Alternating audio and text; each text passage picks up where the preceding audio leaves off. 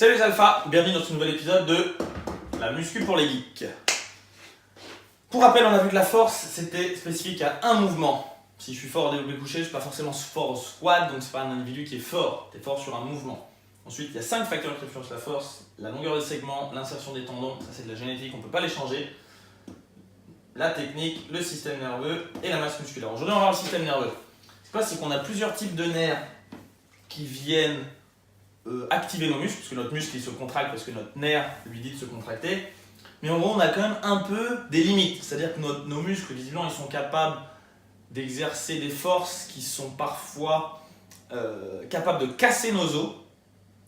On a cette potentialité dans les muscles. C'est typiquement pour ça que tu vas voir en cas d'adrénaline ultime, genre si une femme voit son gosse qui est sous une voiture, tu as pu avoir lu parfois des cas comme ça dans les journaux ou sur internet de femmes qui seraient capables de soulever une voiture, de se faire un peu surhumain. Mais en fait, c'est normal. Théoriquement, nos muscles ont cette force-là. Il faut juste que le cerveau il passe en mode switch.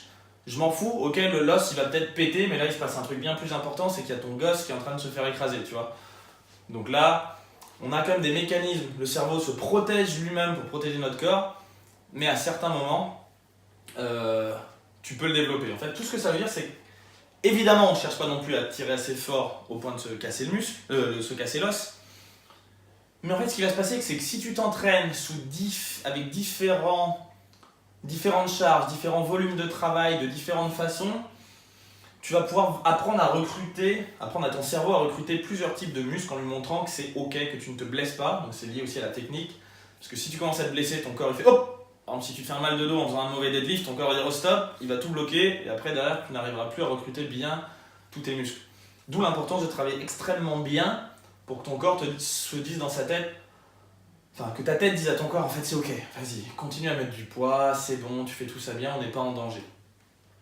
En fait, ce qui va se passer, c'est que si tu t'entraînes, notamment si tu t'entraînes souvent lourd, c'est pour ça que en force, tu vas avoir les powerlifters qui vont faire parfois des séries de 2, voire des séries de 1 rep, qui n'est pas forcément l'idéal pour prendre du muscle, qui n'est pas ce que vont faire les bodybuilders, mais tu vas entraîner ton corps à recruter différents types de fibres, et plus tu as appris à ton corps à faire ça, plus avec la même masse musculaire, plus avec la même technique, plus avec les mêmes tendons, les mêmes segments, tu vas être capable de soulever lourd. En fait, c'est ton cerveau qui recrute une capacité supérieure de tes muscles. Mettons que la plupart du temps, on est capable, un homme moyen qui n'est pas entraîné va peut-être être capable de contracter son muscle à 20%, en t'entraînant beaucoup et tout, juste au point de vue nerveux, tu vas passer à 30%.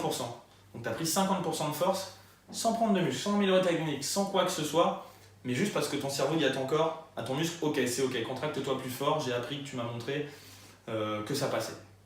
Donc voilà le facteur système nerveux, l'efficience du système nerveux, c'est lié à l'entraînement. Plus tu t'entraînes sur un mouvement et plus tu t'entraînes bien, avec des charges lourdes, plus ton système nerveux devient efficace. C'est comme ça que certaines personnes peuvent être très fortes sans prendre trop de muscles.